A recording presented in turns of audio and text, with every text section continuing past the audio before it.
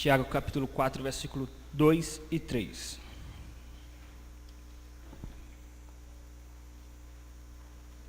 Cobiçais e nada tendes, matais e invejais e nada podeis obter. Viveis a lutar e a fazer guerras. Nada tendes porque não pedis. Pedis e não recebeis porque pedis mal, para esbanjardes em vossos prazeres. Vamos, meus irmãos, orar mais uma vez, pedir que o Espírito Santo ilumine nossas mentes, fale os nossos corações. Pai querido, nós queremos, antes de tudo, te pedir perdão pelos nossos pecados, desde os pecados conscientes até os pecados ocultos que nós não nos recordamos agora. Que o Senhor nos perdoe pela nossa rebeldia quando pecamos contra o Senhor. Mas não só apenas o perdão, nós te pedimos, meu Deus, restauração de nossas almas, restauração de nossas intenções, de nosso coração. Inclina nossos corações, Pai, para te agradar tão somente. Fale poderosamente conosco, meu Deus, de uma forma poderosa através da tua palavra santa, Pai. Possamos voltar para casa renovados pelo teu Espírito Santo. Estamos aos teus pés como os discípulos estavam aos pés de Cristo para aprender mais de ti. Fala conosco, Pai, em nome de Jesus. Amém. Meus irmãos, uma das coisas mais angustiantes que nós passamos e sofremos quando nós estamos passando por lutas, não é tão somente o peso da luta em si, da tribulação em si, mas é a sensação de que você ora muitas vezes de que Deus parece que não está te ouvindo. Ou muitas vezes quando nós pedimos alguma coisa para Deus, pedimos e não recebemos. Ou Ele não responde, ou tão simplesmente Ele não nos atende. Quantas coisas que nós pedimos para Deus e duram anos que o crente pede algo para Deus e Deus não muda. Às vezes o crente está pedindo para que Deus restaure o seu casamento e Deus não ouve. Às vezes o crente está pedindo para que Deus cure de alguma enfermidade, Deus não ouve. Às vezes o crente está pedindo para que Deus realize algum sonho da casa própria ou de algum bem e Deus não ouve. Por que será que Deus não ouve muitas das nossas orações? De uma forma mais simples e direta, por que será que muitas vezes nós não recebemos estas bênçãos da parte de Deus?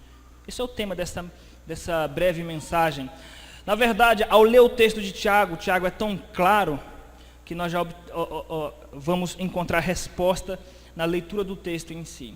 Vamos apenas expor aqui as implicações teológicas dessas respostas. Então, as razões por que muitas vezes nós não recebemos as bênçãos de Deus por meio da oração. E Tiago vai nos dar aqui as razões. E a primeira razão é por causa da nossa omissão. Esse é o primeiro motivo porque muitas vezes nós não recebemos as bênçãos de Deus. Por causa da nossa omissão na nossa prática de oração. Versículo de número 2 diz: nada tendes. Por quê? Porque não pedis. Porque não pedis. Jesus nos instrui dizendo: pedi, pedi, dar-se-vos-á. Batei, batei, abrir-se-vos-á. Qual é o pai em que o filho pedindo um pão vai lhe dar uma pedra, vai lhe dar uma cobra? Se vós que sois maus sabeis dar boas coisas aos vossos filhos, quanto mais o nosso Pai Celestial. Então Jesus nos incentiva a buscar a Deus em oração. Jesus diz: tudo que pedis em meu nome, eu farei.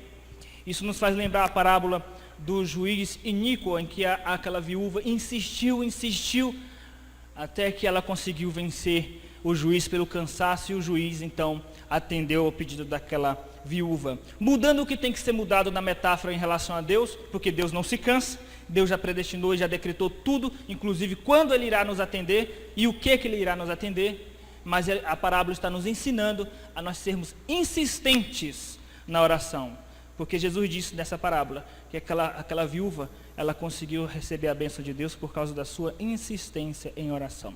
É bem verdade que por causa das distorções teológicas que nós percebemos no mundo evangélico brasileiro, especialmente no que diz respeito à oração, quando as pessoas colocam Deus na parede e tentam negociar com Deus em busca dos seus interesses, ou quando as pessoas em oração dizem que você tem que decretar para que Deus então te obedeça e atenda seus pedidos, decreta aqui, profetiza dali, porque assim Deus vai não só ouvir as suas orações, Ele vai ter que te atender. Por causa dessas distorções teológicas, Nós, a igreja presbiteriana, nós nos esquivamos no que diz respeito ao tema oração. Infelizmente nós temos essa mania de nos esquivar quando algum assunto é pregado de forma distorcida. Nós evitamos esse assunto, como nós evitamos de falar do Espírito Santo. Quando eu digo nós, eu estou falando da igreja presbiteriana em geral. Não fala do Espírito Santo. Por que não fala do Espírito Santo? Não fala da oração, fala pouco. Quando fala, fala pouco. Por quê? Para não sermos confundidos com a teologia distorcida. Paulo não fazia isso, ele pregava a verdade. Doa a quem doer, e nós devemos pregar a verdade.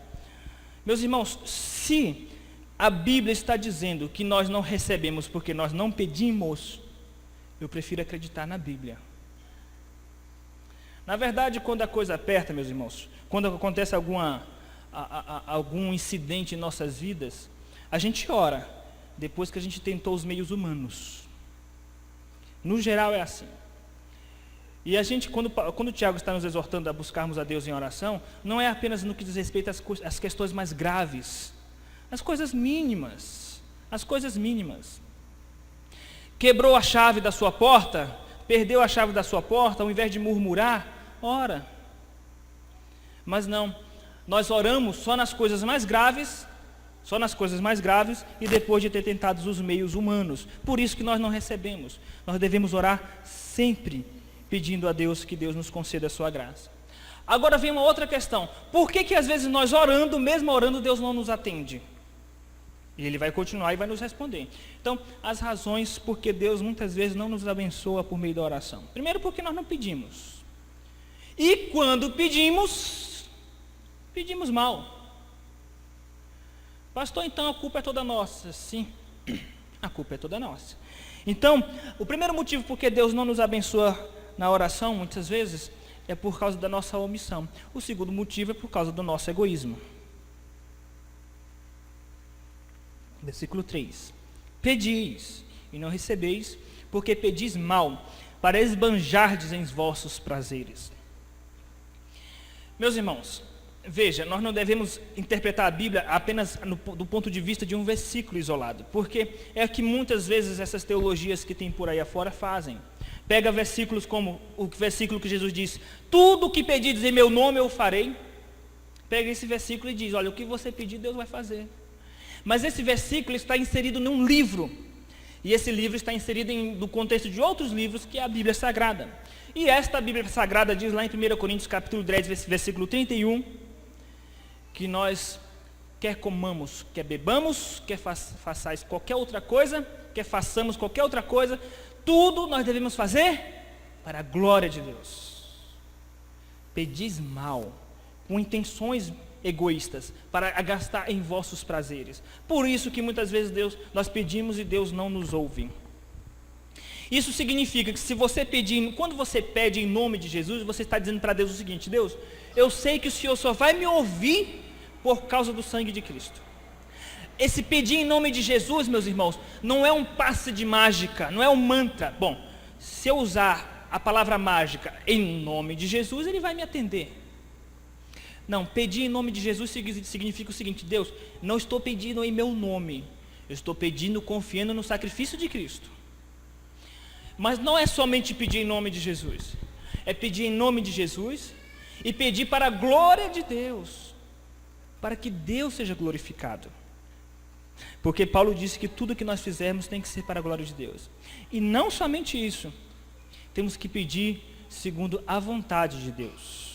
Porque está escrito lá em 1 João capítulo 5, versículo de número 14. Tudo que pedirdes, segundo a vontade de Deus, Ele ouvirá. O que é pedir segundo a vontade de Deus? Duas coisas. Significa pedir de acordo com a vontade revelada de Deus. Qual é a vontade revelada de Deus? A Bíblia. Significa que Deus vai te atender se você pedir algo que esteja de acordo com a Bíblia. Porque se você pedir algo que não esteja de acordo com os princípios da palavra, a sua oração já vai ser rejeitada. Pedir segundo a vontade de Deus é isso. Em segundo lugar, pedir segundo a vontade de Deus significa pedir se submetendo às decisões soberanas dEle. As decisões soberanas. Porque pode ser que Ele tenha decidido não te dar. Então você já inclina o seu coração à vontade dEle. Deus, todavia, seja feita a tua vontade. Então, o que significa deixar de pedir de forma egoísta? Significa pedir em nome de Jesus para a glória de Deus, segundo a vontade revelada e segundo a vontade soberana. Perceba que não é tão simples assim. Não é um passe de mágica, profetiza, profetiza. Aliás, se o profetizar e o decretar funcionasse, não existia crente pobre. E nem crente doente. Simples assim. As coisas de Deus são simples. Então vamos lá. Por que será que Deus não te atendeu ainda? Seja no seu casamento, seja na sua saúde, seja na área financeira. Por que Deus não te atendeu ainda? Tem um motivo. Às vezes você não sabe qual é esse motivo. Mas saiba de uma coisa. Quando o seu caráter estiver preparado, então Ele vai te atender. Enquanto o seu caráter não está preparado, significa que você é uma pessoa egoísta. Você quer se livrar da situação para usufruir de bem-estar. Logo, nossa pastor, mas que discurso duro. Essa é a verdade. E se a sua tribulação for bênção para você, para tratar o teu caráter, você se submete a aceitar essa situação? Se a crise que você está vivendo é para o seu bem, para que você seja mais parecido com Cristo, você se submete a aceitar essa situação? Deus, então, se isso é o melhor para mim, deixa estar como está. Você tem coragem de dizer isso para Deus? Deus, se essa tribulação que eu estou passando é o melhor para o meu caráter, eu prefiro caráter transformado do que usufruir de bem-estar. Você tem coragem de dizer isso para Deus? Porque você falar isso para Deus significa que você está dizendo o seguinte: Deus, me livra dessa tribulação, todavia, não seja feito como eu quero, seja feita a tua vontade, porque a tua vontade é perfeita e agradável. Meus irmãos, no dia que você falar isso para Deus de coração, Deus, eu prefiro que o Senhor transforme o meu caráter do que usufruir de bem-estar.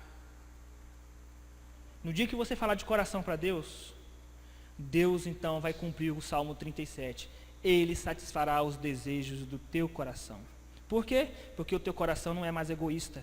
O teu coração é um coração submisso à vontade dele. Isso significa que ele não te atendeu ainda. Ele não te atendeu ainda porque o seu coração não está pronto.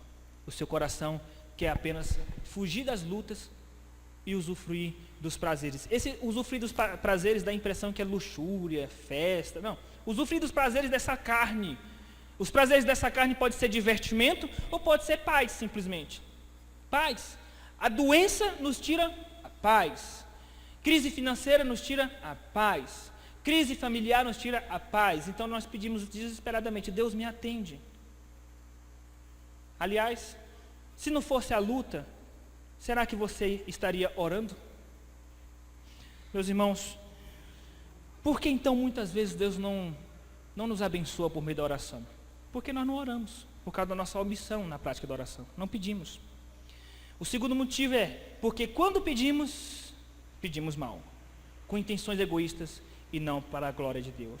E um bom termômetro para saber se você é um egoísta na oração é só você quantizar quantas vezes você ora mais pelo reino de Deus, por missões, por evangelismo, pelas pessoas doentes nos hospitais, e a quantidade de vezes que você ora pelos seus interesses pessoais. Isso demonstrará se você é uma pessoa egoísta ou não. Meus irmãos, vamos orar, pedir para que Deus nos ajude a cumprir estes princípios. Senhor nosso Deus, obrigado por tua palavra, Pai. Que o Senhor continue nos abençoando, inclinando nossos corações à tua vontade. Em nome de Jesus, amém, Senhor.